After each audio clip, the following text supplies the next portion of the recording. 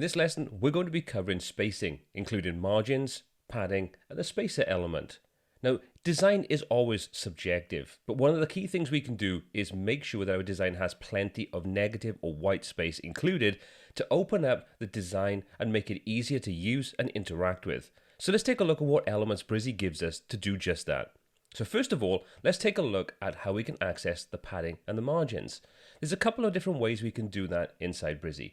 One of the easiest methods to change your padding is to simply come over to any section, go to the top, and you can adjust your padding directly inside there by simply holding the mouse button down and dragging.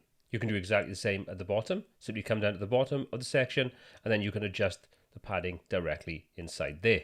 This is a great visual way of working, but let's just say you want to be just a little bit more precise and insert the values directly. We can do that by simply selecting the section and coming up to the top right hand corner and opening up the options. We'll click and open that up, and you see this now gives us all the options. If we click on the cog icon and choose more settings, this opens up the right hand panel, and now we can access the styling options.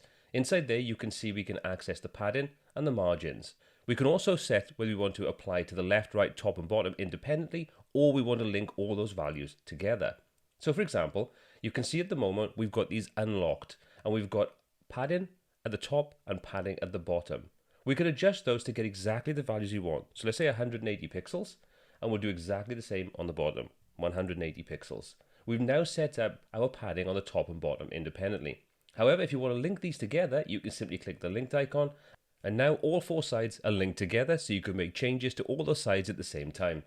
You can also do exactly the same with the margins. We can lock those or unlock those, and we can adjust them independently or dependently. Entirely up to you how you want to work. And you can see we get a visual representation on screen as we make those changes. Really quick and easy. So let's quickly reset those values. Okay, so now there are going to be times where you're creating a design and you just need to add just an extra little bit of space around the different elements. For example, if we take a look at this blue section, you can see we're a little bit close to the top and the bottom. Let's start by simply affecting the padding or margins on any of our different elements. So for example, we have this text block. So what we can do is we can select this. We can simply come over, choose the cog icon, and we can choose more settings. Once we do that, we can lock this in place to make it easier to keep this exactly where we need it. And now we can go ahead and adjust the padding or the margins around this particular item. So for example, let's take a look at the top. We add some extra space around there, and we'll do exactly the same at the bottom.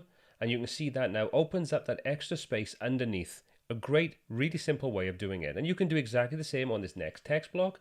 We could do the same on there. We could adjust a little bit of space and padding, margins, whatever you kind of want, top and bottom, and we'll do exactly the same on the final one. We'll simply go ahead and just add a little bit of extra space at the bottom. So that's a really quick and easy way of doing things. You can also go ahead and use the spacer element. So let's reset these values. Let's go to our elements panel, open this up, and we're going to do a search for spacer. So what we need to do now is position this where we want. So we'll start off by adding one at the top of our section, and you can see that drops a spacer element inside there. We can select it, we can click on the little cog icon, and we can adjust the height of this to get exactly what we want for our design. We can duplicate this, or we can add a new space in. So let's just duplicate it, and we're simply going to drag this one down and place this right at the bottom, and we now have plenty of space above and below. And as a quick final note, when you're working with spacers, if you want to do it more visually, so you don't need to input any values, you can simply select your spacer, and you'll see you get this little blue dot. We can just click and drag, and we can adjust the spacing, all done visually. Very quick, very easy.